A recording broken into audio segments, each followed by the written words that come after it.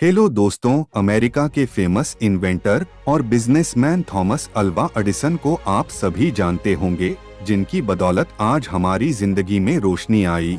जी हाँ, जिन्होंने बल्ब का आविष्कार किया था और साथ ही 1093 पेटेंट्स अपने नाम करवाए। अपने पेटेंट्स और इन्वेंशन की बदौलत आज उनका नाम दुनिया के टॉप इन्वेंटर्स में लिया जाता है। आज हम उसी महान इंसान के सक्सेस जर्नी के बारे में जानेंगे। तो बिना देरी के चलिए शुरू करते हैं। थॉमस अल्वा एडिसन का जन्म 11 फरवरी 1847 को ओहायो स्टेट के मिलान सिटी में हुआ। वो अपने माता पिता की सबसे छोटी संतान थे, इसलिए वो अपनी मां के बहुत करीब थे।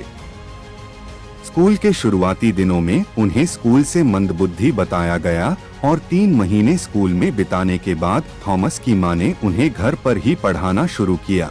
उन्होंने घर रहकर सिर्फ 10 साल की उम्र में डिक्शनरी ऑफ साइंस की पढ़ाई कंप्लीट कर दी थी।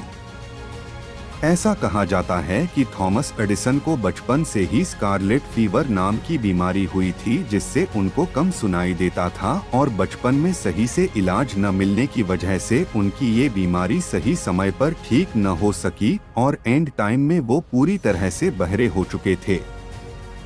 हालांकि उनकी मेहनत और डेडिकेशन के आगे ये बीमारी कभी नजर नहीं आई। बचपन में उन्हें काफी स्ट्रगल से गुजरना पड़ा, क्योंकि उनके बचपन के टाइम उनके परिवार की फाइनेंशियल कंडीशन ठीक नहीं थी, जिसकी वजह से वो अपनी फैमिली की हेल्प के लिए घर घर जाकर न्यूज़पेपर बांटते थे और नजदीकी रेलवे स्टेशन पर चॉकलेट और कैंडी भी बेचते थे। उसी दौरान का उनका एक किस्सा भी काफी फेमस है।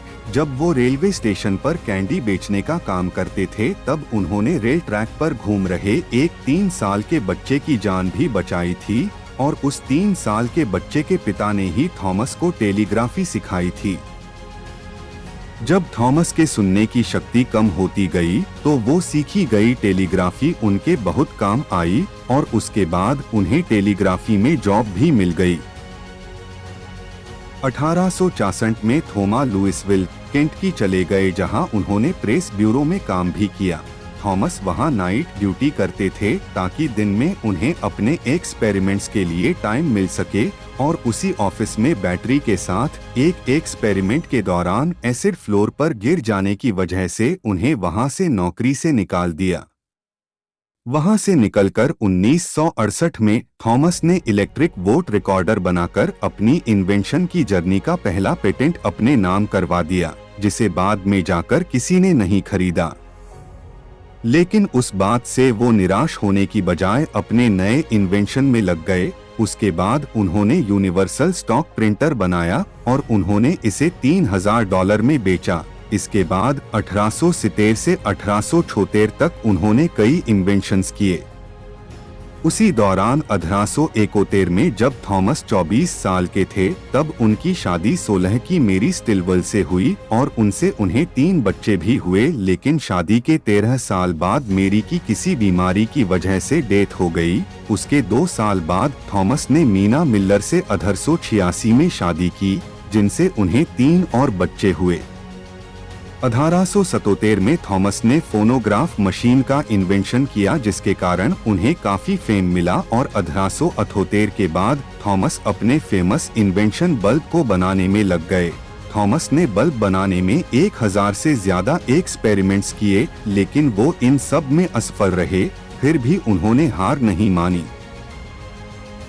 आखिरकार 21 अक्टूबर 1879 को अपनी 1 साल की मेहनत और 1000 से ज्यादा प्रयासों के बाद थॉमस बल्ब बनाने में सफल हो गए और लगातार 40 घंटे तक चलने वाला बल्ब दुनिया के सामने लाया।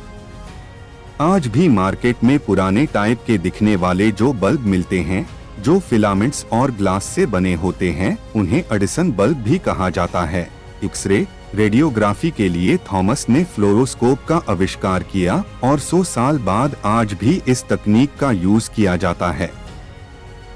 1900 तक थॉमस अपनी लाइफ के सभी मेजर इन्वेंशंस कर चुके थे और अब वो एक बिजनेसमैन बन चुके थे जो अपने बनाए गए पेटेंट्स का प्रोडक्शन करते थे। थॉमस एडिसन ने अपनी लाइफ के लगभग 50 साल अपने ऑरेंज कारखाने में दे दिए और अपने नाम से 1093 पेटेंट्स किए। 18 अक्टूबर 1931 को वर्ल्ड के इस महान साइंटिस्ट ने आखिरी सांस ली, जिनके किए गए इन्वेंशन की आज भी तारीफ की जाती है।